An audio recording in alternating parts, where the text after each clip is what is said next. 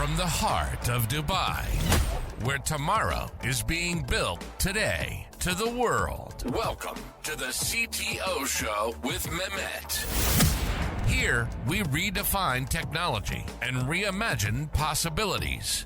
With Mehmet, delve into the riveting realms of AI, cybersecurity, and digital technology. Experience the thrilling highs and lows of startups. Immerse yourself in the spirit of entrepreneurship and witness the future of business innovation being written in real time. Now, without further ado, let's tune in and explore the future. Hello and welcome back to a new episode of the CTO Show with Mehmet. Today, I'm very pleased joining me, Lawrence Eta, who's a thought leader in digital transformation and smart cities. Lawrence, thank you very much for being here with me today. It's a pleasure and honor for me to have you. So, as I was telling you before we started the recording, the way I love to do it is I keep it to my guests to introduce themselves, give us a little bit more about, your journey, your background, and then we can start the conversation from there. So the floor is yours. Thank you so much for the opportunity and to be with your audience. It's great to be here. My name is Lawrence Eta. I'm a global digital transformation thought leader, the former chief technology officer in the city of Toronto, and now based in Saudi Arabia, where I'm leading digital transformation, smart cities, data, the planning and the governing, and the digital enterprise architecture of one of the mega projects in the region. So my journey has been born in Nigeria, moved to the UK at a very early age, and then Canada, then the US, and finally into here, Saudi Arabia. So I've lived in a number of countries and a number of cities, and glad to be here to share and have this conversation with you. Great. And thank you again for being here with me. So, you know, um, I think this topic, when I used to do kind of a uh, solo episodes, I used to talk about it, but it's, now good to have you with us today, Lawrence, because, smart cities and, the digital infrastructure is something which I think it's been on the rise and it's a continuous journey. So how, managing digital transformation on a large scale can be different than any traditional, I would say, in any other sector when we talk about transformation, and how also, having, I would say, the proper vision and leadership skills that you have was instrumental in achieving all the results that you had in your career. Thank you for that question. I think one of the things with digital is that it's not sometimes the physical assets you can see, like a road, a building, construction, but it does contribute in enabling that. And now that the world is so critical in terms of technology, whether it's artificial intelligence or any other technology we have in the power of our phones, our smartphones, it has become now a very dominant aspect. And when it comes to cities, it's usually a part in the past that people would think after. But now it has to be part of the conversation. No different as building a strategy of how are you going to build a city from the start, or how are you going to regenerate a city. It has to have infrastructure. And the way I see it is that if you were building a house today, you would have an architect that starts off in designing the house before you start moving furniture into the room. So I'm giving an analogy to make it simple in that respect. So with digital, you have to build the architectural infrastructure, which starts in the telecommunications in terms of whether you're bringing 5G or telecommunications, you're bringing fiber, you'll bring in the towers that will provide you this aspects. Then you have another layer that starts to build with what is the applications that are going to be served on that. How is that information from a city lens going to have centralized information, which is the next step of data, bringing all the data together, and then utilizing various products, technology tools to serve the community. And at the heart of that, the aspects of the digital architecture and infrastructure is about serving the personas of that city, whether it's the tourist, the visitors, the investors, the residents, the citizens. So it's building that architectural blueprint. And when cities are developed, certainly when you're looking at cities that you could call those cities brownfield cities, cities that have already been well established, that principle of that digital infrastructure, digital architecture was not what was started on. But in aspects in the Middle East and in aspects in areas whereby in the East where new cities are being built, and actually also in Africa where you're looking at the development of some of these new cities being created, you have an opportunity to really build a strategy. From that strategy, within that strategy, the vision, the mission, the ability to build essentially that infrastructure, and then to set a governing body, how you govern it. And at the heart of that is the human, as the heart of that is the actual personas of the people. So it's become a very, I think it's an industry now that needs to be well thought of. And the more we share on conversations like this, we have thought leaders, the more we write about this, we recognize this is a discipline as opposed to something that just happens because there isn't adequate planning. But it needs to be planned, it needs to be budgeted, it needs to be governed. There is a methodology to achieving that. And that's essentially what I've been involved in for various different years. Great.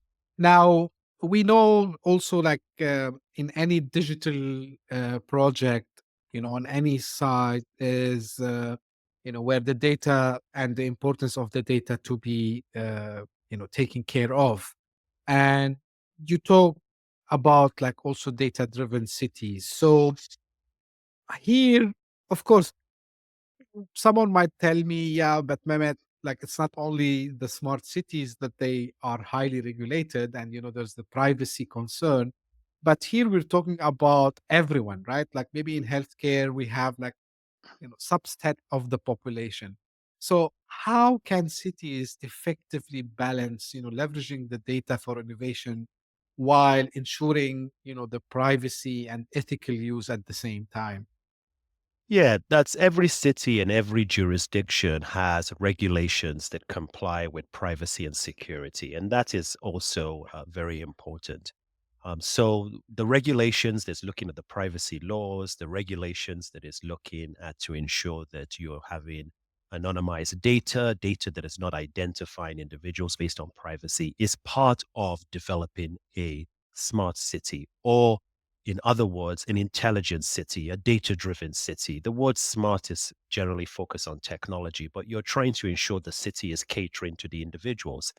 And in certain cities and cities all across the world, there's open data. It's been a standard whereby it takes away from from ensuring that the privacy is being compromised by making sure the data that is being released for innovation, for new economic development, is data that does not identify or essentially cause any issues in terms of the privacy. So we can share data, we can share economic data, we can share in terms of movements of visitors or people, so that innovators can take that data that is not private and start to build models. If I want to develop the next hotel, if I want to ensure that I'm building the street sign, how is that?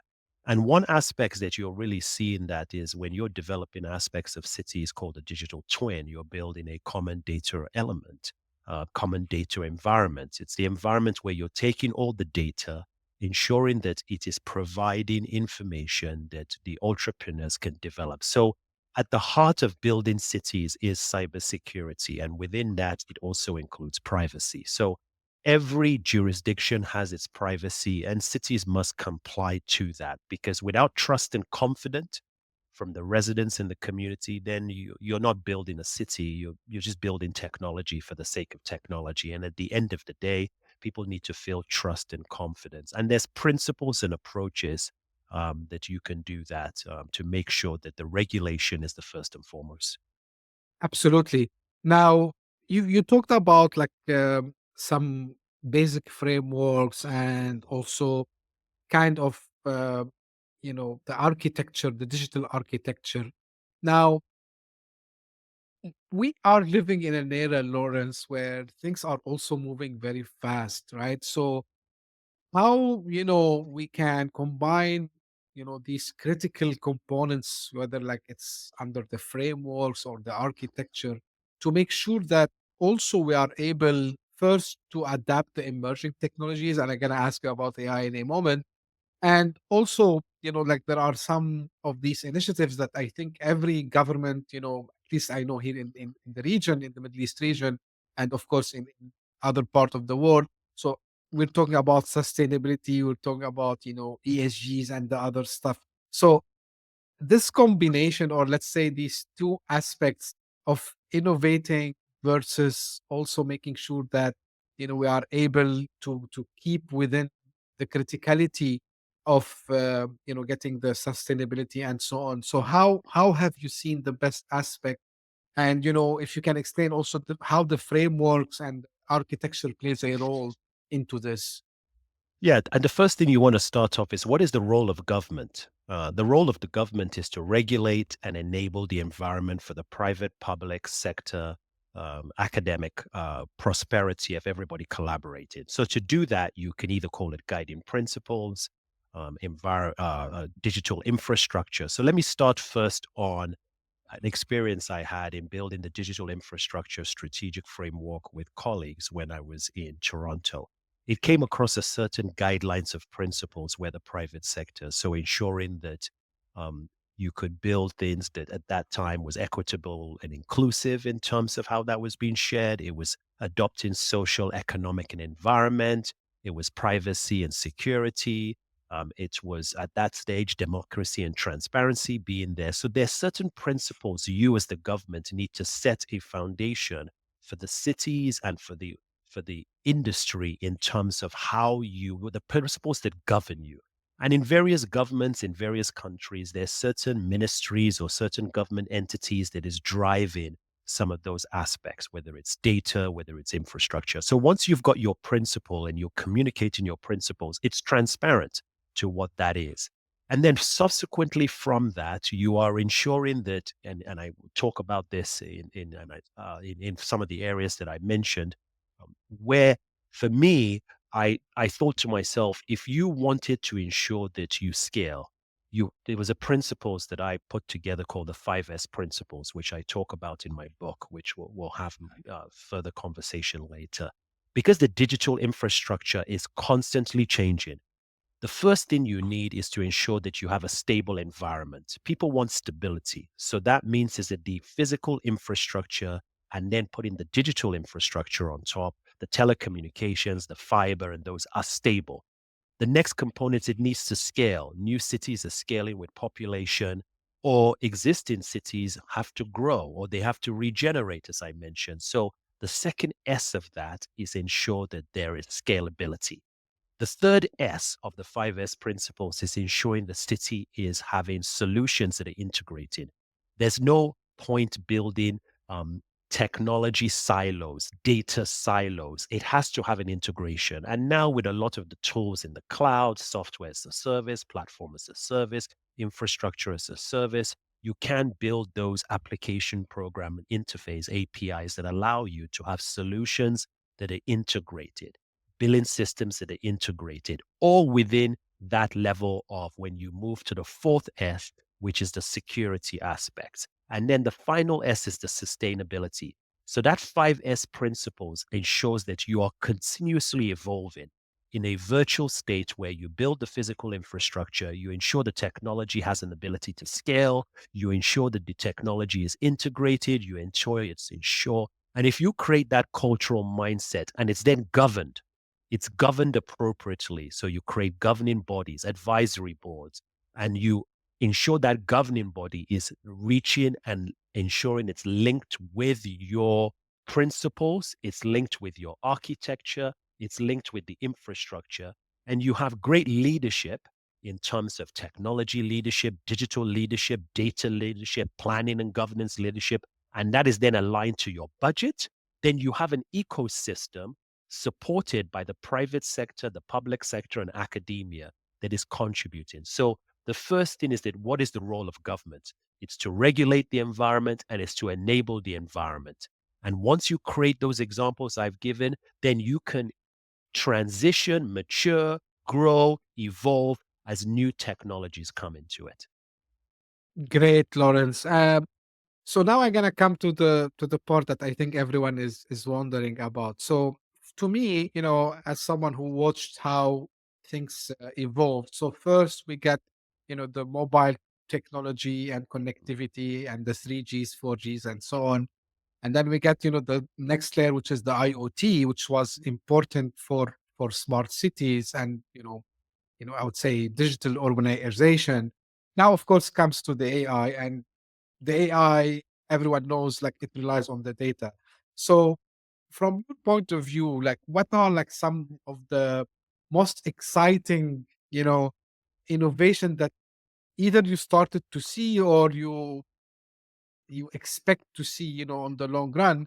Because smart cities, and to your point, like you talked about the open data also as well, because governments collected data, and we have these sensors and everything around. So where are we heading within the AI and the wave that AI is making now when it comes to the smart cities? I think that what we have to look at is the differentiation between invention and innovation. AI has been around a long time, but what has been innovative about the AI is the use cases that are being used, and specifically in generative AI. Mm. So a lot of repetitive tasks, if you look at even in the private sector, banking, you look at automation, you even look at transportation. AI is taking away, which will adopt to cities, the repetitive task. And what that then ensures is that the much more strategic, intelligent tasks, we are being fed information that is coming at real time. So I think that it's the innovation. No longer do I now need to, if I have a good central, it used to be called a data warehouse, it's now a single source of truth. If I have a good areas where I'm getting data from all aspects of a city and it's coming through the IoT you mentioned in terms of the Internet of Things or the industrial Internet of Things, I'm creating that single source of truth that I can now say, AI, tell me not just the analysis of my current demographics, but also give me a prediction about how I need to develop the roads going forward. So that is innovation because AI has been around. So when I look at now the ability to predict, cities are the closest heartbeats to the people. There is no other level of government that is that close to the people.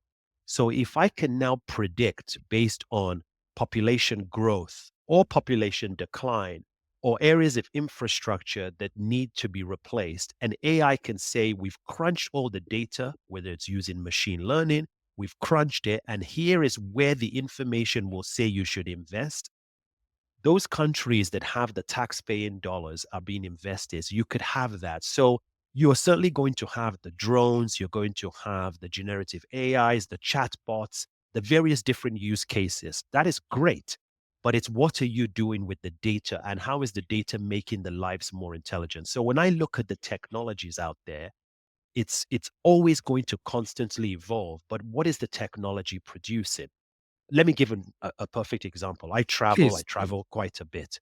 One of the things I really like about airports, and I'm really focused because the airport is the entry point to any country, which gives you the entry point to a city. You get into the country and then you're in the city. One of the best areas is looking at how quickly can I cross the border?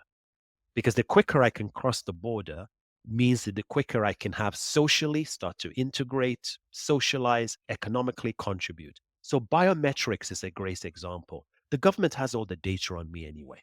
They have all the data as soon as I cross. They'll scan my passport, they have that. But if I can now use AI to say, Lawrence has already had pre-clearance, he has the right clearance, he has the right visas, he has the right ability to enter this country, do I really need a human in the front of now checking there? So I can use my biometric, scan my retina, and I do it in certain airports. I've crossed in minutes. That is an example of AI bringing a good service because I want to cross quickly, pick up my bags, and move along into the city. So the more you incorporate biometrics, easy, as soon as I get off from the source of the country, I've already pre-cleared. I don't need to wait in line. I can just go into fast movement. So the technology based on the centralization of data, and without all the centralization of data, there is no aspect of the technology. So that's an example where I've really seen the growth of AI in a lot of airports that are using biometrics to create the good user customer experience to ensure that traveler can cross over quickly. And then from there, if I come out of the airport and there is my app that says, okay, Lawrence, we have a personal view of the data from you, from the things you're interested of what you filled out in ahead of the trip. You could say the taxis are on in this location, the Ubers are on that location. An autonomous vehicle can come to you, pick you up, take you on your ride. So that's where AI is really helping us build that personal viewpoint, whether it's through chatbots, whether it's through robotics, autonomous vehicles, to allow you to have ease of crossing, ease of movements, the ability to have a good experience. Like, this is music to my ears, because I liked when you mentioned that the airport is the first thing that anyone who's visiting a country would see, and the seamless experience. Because I see a lot of people, and now majority of the countries, especially I'm talking about GCC here and Middle East, they have this infrastructure that gives this good first impression, whether when they enter or that they leave, which is fantastic and fascinating. Now, you mentioned something a couple of minutes ago, which attracted my attention. So, because you were talking about how building this, of course, the government regulates and the private sectors comes in, but you also mentioned something about fostering the environment for entrepreneurs and like for innovation. So, if we want to talk about maybe our local experience here in the Middle East, you know, how much have you seen, you know, this was successful in really fostering, an environment where people comes and start to innovate here?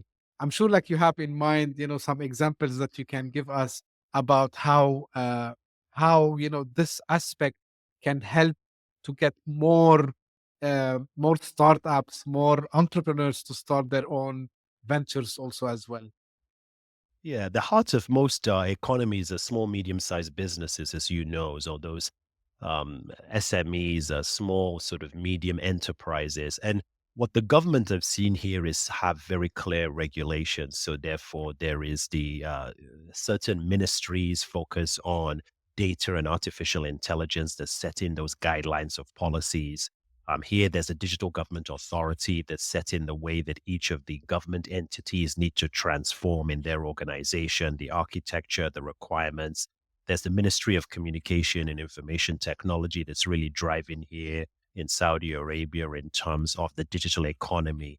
And with that, you then get inputs. So there is new laws being passed, new areas to attract, new ways of attracting investors. And so once the government then says, we have the feedback, what is going to make it attractive for you to invest? What are the common components? And then that opportunity happens. So one of the aspects is that if we're building a centralized platform as a single source of truth in one of the areas I'm working on, if we can get economic data that shows who is moving to the region, where are the businesses being formed, we put that at an open data platform. You then attract investors to say, I can now come and maybe I will use experimentation based on security to test out business models, right? Maybe it's a small city size, small population, but I know now I can get that central area to test my business model. So that's a very attractive. If you then look at saying that if I have all that data, I want to attract investment, and that investment means that people will experiment, they will run research and development. So I think because government in the Middle East is driving the transformation, it is being driven by government. Government can set those regulations, get the feedback from those entities, whether it's the private sector, it's the academic, and also attract the talent to come and test the environment here. So I'm seeing that a lot more in this part of the world in the Middle East because the government is driving it. They can make decisions very quickly. It's based on a monarchy system that can push. And what that then does is that it creates the private sector. So being here in Saudi Arabia, there are lots of investment. We see it with Vision 2030. People are coming here, businesses are coming here because there is a viewpoint that the government is creating the right levers, the right environment, the right regulations to attract their investment, to build new cities, to regenerate cities, to build new airports, to build new establishment. And once you do that, that is the role of government in enabling that. So I've seen it. And if, as we know in Riyadh has just launched one of the largest in terms of rail system from an autonomous standpoint, just launched a few months ago, took a period of years, but it's been quite fast. That does not happen if government is not at the center of attracting that investment to say that we will do that. So I think being in this part of the world, I have seen it at a much, much faster accelerated rate than I've seen it in other parts of the world where I have lived, specifically in North America. Absolutely. And again, to your point, like data is the center of everything. And, one of the things which I'm sure they are working on it, I'm excited, which is you touched on. So, because now we're collecting also data about the small, medium businesses. So, I imagine the government would have something, and I hear like they are doing it in a couple of the countries here in the Middle East. So where if I am someone who want to launch a business, so before actually I launch the business, I would have all the insights to make sure that my business model would work or not first. How much competition do I have, the market size, and all these things. So it would save the time and actually it make the business more success to your point. And I think there is no better time uh, and I hear it from a lot of friends, like from all over the world. The fast movement that we are seeing here is like non-comparable. And again, Lawrence, you mentioned this here on the show today, so a great point. Now I see behind on the in the background your book, "Bridging Worlds: A Journey of Technology, Leadership, and Public Service." So, first question, Lawrence, what was the motive of writing the book?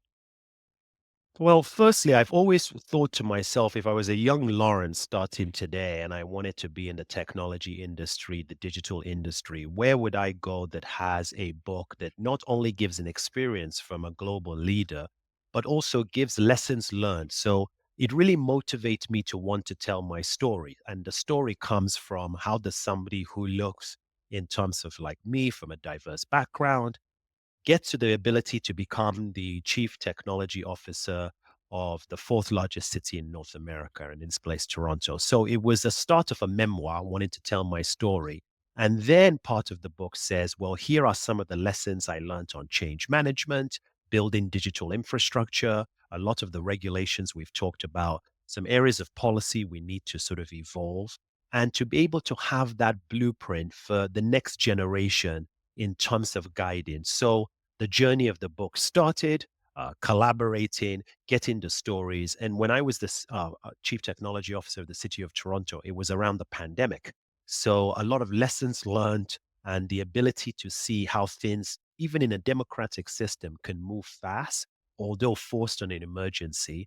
And so my experience, my journey, all came together in writing this book about leadership, also about diversity in terms of diversity, equity, inclusion, bringing also women in tech, people of diverse backgrounds to ensure that the quality of decision making and ideas isn't segregating within one domain or one group. And you're integrating all different cultures to produce the best results for the citizens and residents. Great. So, and if you want like a little bit to dive, so it's about leadership, and I'm Correct. trying, of course, I would not like let you tell us everything about the book, but I mean, if you want to little bit give us a teaser about the main leadership, because you mentioned something very which resonated with me also as well, like it's like an advice to your maybe younger self, kind of, right? So like what are, like, I would say, on highlights of the major leadership skills that you think that everyone who would be in a position where you will be like a public servant from technology perspective, if you can give us these highlights. Yeah, and firstly, for me, it starts with credibility. One of the reasons when I started my career is that I wanted to be technical enough to understand technology to ensure that when I'm in the meetings in a leadership positions, I have credibility and trust. So we don't spend a lot of time going into the deep aspects of technology. We can make decisions. So decision making is very important. Another aspects of methodologies I'm very big on as leadership is the RACI, ensuring that you are driving action. Who's responsible, who's accountable, who's consulted and informed.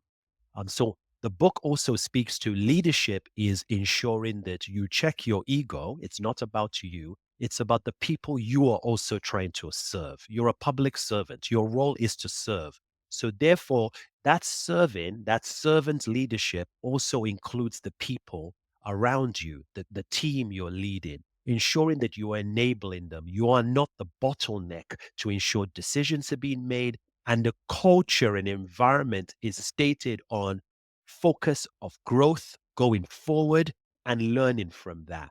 Also ensuring that I'm a big supporter of ensuring that there is diverse and women in technology, often in certain areas. So the book talks about the way I went and recruited my deputy chief technology officers in Toronto were women. The majority were women. I wanted to ensure that women leadership, they brought a level of empathy, EQ, compassion, ability to look through there. And another part of leadership is that when we had these sort of emergency areas and disaster areas, that I formed a roundtable in the area of technology services division that I was part of. You title does not always ensure that you are the leader. You could be in junior titles, middle titles, senior leader. It's your behavior. It's your ability to make decisions, to have compassion, to analyze the data, to have instinct, to ensure that you create a cultural methodology. So when I mentioned that I had those 5 S's, I had a division of almost 800 people. People knew the guiding principles of how we made decisions from the top to the bottom. So your job as a leader is creating that environment. Having good technology understanding helped. One of the reasons I also did an executive master's of business administration is that when you're in tech, you're dealing with capital expenditure, you're dealing with operational expense. So knowing money, knowing accounting and finance, the difference is important. Having a group understanding of economics in terms of that. And in this world right now, it's having the geopolitical context. So another methodology that I really found in the principles is the PETS, the politics, the economic, the social, the technology. So a great mentor when I was in North America really helped me sort of shape that you need, it's like a toolbox. I have different set of tools, different methodologies, different aspects to bring into different meetings at the certain times. And that's what ensures that you can lead. And in a time of huge transformation change, you are using all those tools in many meetings. So that's just a synopsis of some of my leadership lessons in a very quick way to share with your audience. It's fantastic, Lawrence. And I gotta ask you like a quick question. Because based on what you said, which I'm a big believer in, I don't like us to call it the IT department anymore, information technology. And I am aiming and pushing people to call it technology and innovation. I don't know, like find a word other than IT because IT is an underserved. Do you agree with me, Lawrence? 100%. And let me give you an example. I was a deputy chief technology officer in the city of Toronto from 2017 to 2019. When I became the CTO, which was the first time, we converted the title from CIO, Chief Information Officer, to Chief Technology Officer to send a message that the head of the fourth largest government in North America was going to be coming from a technology background. I come from a technology background. I built infrastructure, built there. But I changed the name from Information Technology Department in Toronto to Technology Services Division. And the reason I wanted technology was exactly why you said, because we're not just IT, it's not just the enterprise. It's important, but it's not the only aspects. We're dealing with telecommunications, we're dealing with data, we're dealing with, so technology was a way to cover that. Now you would have digital, you could be the chief digital officer. But also as well as that, I wanted service in the name. So Right. to this day, the division in Toronto, it may change, but it's still called TSD, technology. We're here to serve you, the services to the divisions or to the clients or to the public. And so for me, I 100%. And when I even came to the Middle East, that name in the current team that I lead, there is no IT in the name. It is technology, it is planning and governance, it is smart county, smart city, it is data, data management, business intelligence, data transformation, it is digital enterprise architecture. I formed a group and then I brought in ICT, which is the, telecommunications aspect. So to me, the name IT is a legacy name. It is now about technology and serving that. So I'm 100% agreed. And I have practiced it by actually adopting it, in 2019 of changing the name. And that sets the culture and it sets a tone with essentially. And one thing I want to finish on in terms of Please. this conversation, in terms of what you've mentioned, technology leaders, digital leaders are just as important in city management as city planners, as transportation leaders, as leaders who are the head of water or sanitation in there. I want to elevate, and part of my mission is to elevate that if the technology leader is not in the middle of defining, strategizing a city, even in the private sector, it is not an afterthought. So if you keep the name IT, information technology, you're not going to be on the seat of the table.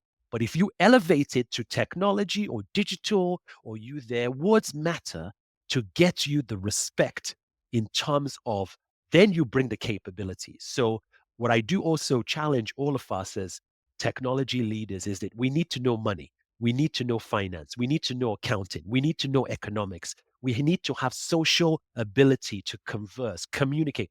It is the one position in our society now that you need all the skills. You don't need to be an expert in anything specific, but you need to be able to bring people around the table because you are creating the ecosystem to facilitate the movement. So that is the reason why I wanted the name changed. And I 100% agree with you. And I think I can say what you mentioned, Loris, that not only people who are in the leadership positions, I am encouraging, especially the younger generation, like who start their career. They said, yeah, I'm the techie guy, I'm the nerd. I said, yeah, okay, I know. I was in your place, a few years back, but I advise you to learn about the business and understand whatever your position is in the organization. I mean, understand what's your, the mission and vision of your organization. So then you can translate that into the technology that you work on, which is, you know, and maybe it's like a cliche now, but I'm a big believer that actually every company now is a technology company. And this is why every one of us needs to understand, to your point, and I love this, understand money, understand, all the aspects of the business, sales, marketing. You don't need to be expert, to your point, but yeah, like understand. So actually, you can serve them better. And this is resonate to the way how you name the technology department into the city of Toronto. So this is fascinating. So, Lawrence, like if you want to, and thank you for mentioning the continuous education as well. This is great. So if you want to leave us today, with kind of a call to action. And this is for all of us, but mainly let's focus on technology leaders. So, what you hope the audience will take with them today, and what's your call to action from you to them? Leadership is a set of building blocks. So you're not necessarily always born as a great leader. There's some people who have that in terms of they just have natural. But if you walk on steps every day, you will build good leadership skills. But the center of that comes from empathy. Having empathy and recognizing you're there to serve your community. And that word community can be defined. The next component is that have a domain expertise. So within the technology area, have something that you, whether it's an infrastructure, software application, something that you could have as an expertise so that you build trust and credibility inside the technology area you're serving. Also, as well as that, recognize that you are a change agent. You're there to build bridges. You're building bridges. And one of the things I talk about in my book that I wanted it calling Bridging World. I've lived in 5 countries. You're always a bridger. And once you understand the people dynamics, we all want to ensure that we feed our families, we create good economic, social opportunities. Those skill sets will transcend domain expertise, serving people, good leadership skills, surrounding yourself with people who have deep expertise in other areas that complement you, then you will be very successful. And if people really want to get more, they can look at Amazon.com. You can order my book there. It's called Bridging World. Follow me on LinkedIn. I have a newsletter that publishes in that respect. Check out my website of lawrenceeta.com. So I hope that conveys some of the takeaways of my journey. Absolutely, Lawrence. And thank you for mentioning all this, because usually I ask this question at the end, but you mentioned this, which is where people can find more about you and your work. So thank you for that. And I will make the people's lives easy so they don't have to go and, type. So all the links will be in the show notes if you're listening on your favorite podcasting platform, and on the description in the YouTube if you're watching this on YouTube. Lawrence, I really enjoyed the discussion. Like, this is a really, you know, uh, a blend of two main things which are important for us, which is our digital lives shaped by digital cities, and leadership, and your experience, and you bring a blend of living between 5 countries, and leading major cities, and all the experience that you brought also to our region. So thank you very much for being here with me today. I really appreciate it, and I know how busy it can get. So again, thank you very much for being here with me today.